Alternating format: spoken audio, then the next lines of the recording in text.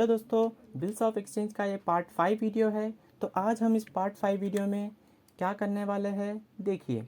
आज हम इस पार्ट 5 वीडियो में bills sent for bank to collection, bill sent for collection, इस टॉपिक के बारे में डिस्कस करने वाले हैं। तो चलिए बिना किसी देरी करते हुए वीडियो को करते हैं स्टार्ट। चलिए देखिए।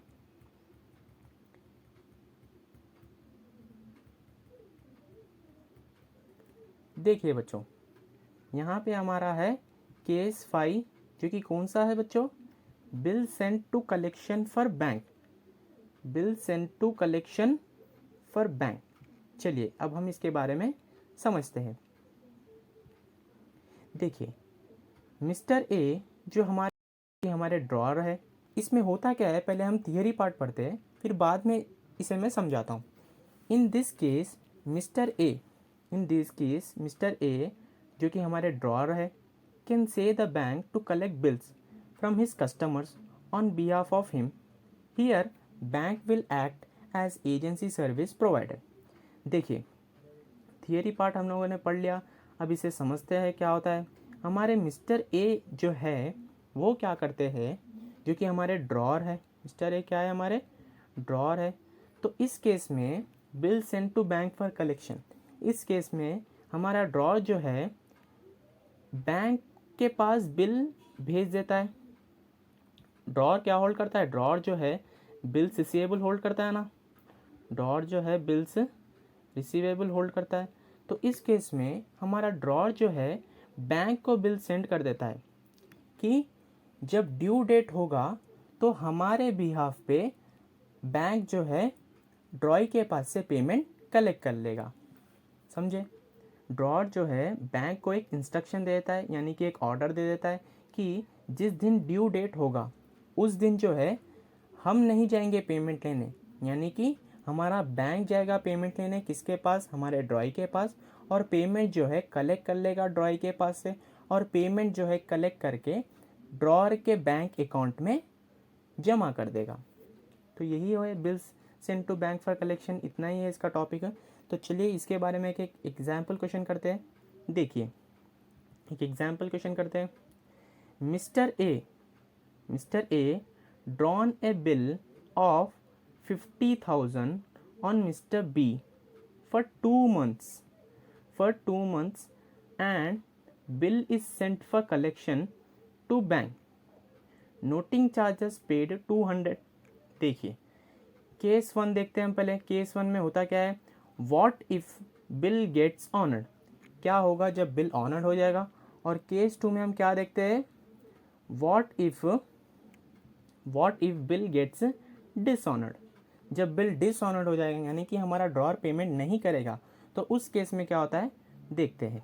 पास the journal entries in the books of drawer and drawee. देखिए बच्चों, जनरल एंट्रीज देखते हैं। पहले हम जनरल एंट्रीज देखते हैं इन the books of mister A के बुक्स में क्या क्या जनरल एंट्रीज होती है वो देखते हैं पहले। देखिए, जब बिल ड्रॉन हो जाएगा तो इसकी एंट्री तो आप सभी को पता ही है कि बिल रिसीवेबल अकाउंट डेबिट हो जाएगा और to mister B account credit हो जाएगा। अब देखिए, when bill sent for collection to bank, जब हम बिल भेज देते हैं, यानी कि हम बिल सेंड करते हैं बैंक को कलेक्शन के लिए, तो उस केस में हमारी एंट्री क्या बनती है। देखिए, bill sent for collection to bank हमारा डेबिट हो जाता है और बिल रिसीवेबल हमारा क्रेडिट होता है। बिल रिसीवेबल क्यों क्रेडिट हो जाता है, जब हम बिल सेंड करते हैं बैंक के पास तो बिल जो है हमारे पास से तो कम हो जाता है ना, बिल हमारे पास से कम हो जाता है। बिल क्या है हमारे लिए, बिल रिसीवेबल ड्रॉल के लिए जो है असेट है। जब असेट कम होता है तो हम उसे क्या करते हैं बच्चों, जब असेट कम होता है तो हम उसे करते हैं क्रेडिट। समझ में। और बिल सेंट फॉर बैंक और bill sent for collection to bank, जब हम बिल भेजते बैंक के पास तो बैंक क्या करेगा, कलेक्ट करके हमारी अकाउंट में डालेगा ना पैसे, तो इसलिए मैंने उसे कर दिया डेबिट। अभी पैसे नहीं आए इसलिए मैंने इसे लिखा bills sent for collection to bank. अब देखिए क्या होगा जब बिल ऑनर्ड हो जाएगा तो उसकी एंट्री क्या होगी, बैंक अकाउंट जो है डेबिट हो जाएगा हमारा और फिर से बिल्स रिसीवेबल अकाउंट कम हो जाएगा। देखिए फिर से बिल्स रिसीवेबल अकाउंट क्यों कम होगा, इसका मतलब देखिए बिल्स रिसीवेबल जो है, पहले हम बैंक के पास बिल भेज रहे थे हमारा, कि बैंक को ऑर्डर दे के हम बिल दे रहे थे, यानी कि बैंक के पास बिल जो है हम सेंड कर दे रहे थे, bill send for collection to bank. अब इस केस में जब पेमेंट हो जाएगा, हमारा ड्रॉई जो है बैंक को पेमेंट कर देगा और बैंक जो है हमारे खाते में जमा कर देगा, तो उस केस में बैंक हमारे बैंक अकाउंट में पैसे आ जाएंगे। तो जब हमारे बैंक अकाउंट क्या है, हमारे लिए असेट है, जब हमारे बैंक अकाउंट में पैसे आ जाएंगे तो हमारा असेट बढ़ जाएगा। जब असेट बढ़ता है तो हम उसे करते हैं डेबिट। और जो बिल्स रिसीवेबल है हमारे बैंक के पास से भी कम हो जाएगा, इसीलिए मैंने उसे कर दिया to bills receivable account credit. समझ में आया बच्चों। अब देखते हैं what when bill gets dishonoured. जब बिल डिसऑनर्ड हो जाएगा तो इसकी एंट्री क्या होगी। देखिए मिस्टर बी जो कि हमारे डेटार थे फिर से हमारे डेटार बन जाएंगे, इसलिए मैंने उसे कर दिया डेबिट। और जो हमारा कैश है, कैश क्या है बच्चों, ये नोटिंग चार्जेस है। कैश क्या है, नोटिंग चार्जेस। हम नोटिंग चार्जेस भर देंगे, जैसा कि क्वेश्चन में दिखाया था कि नोटिंग चार्जेस जो है, क्वेश्चन में जो दिखाया था नोटिंग चार्जेस जो है 200, इसीलिए मैंने कर दिया 200 का नोटिंग चार्जेस भर दिया। और जो है बिल्स रिसीवेबल हमारा क्रेडिट हो जाएगा, फिर से क्रेडिट हो जाएगा। समझ में आया बच्चों यहाँ तक एंट्री।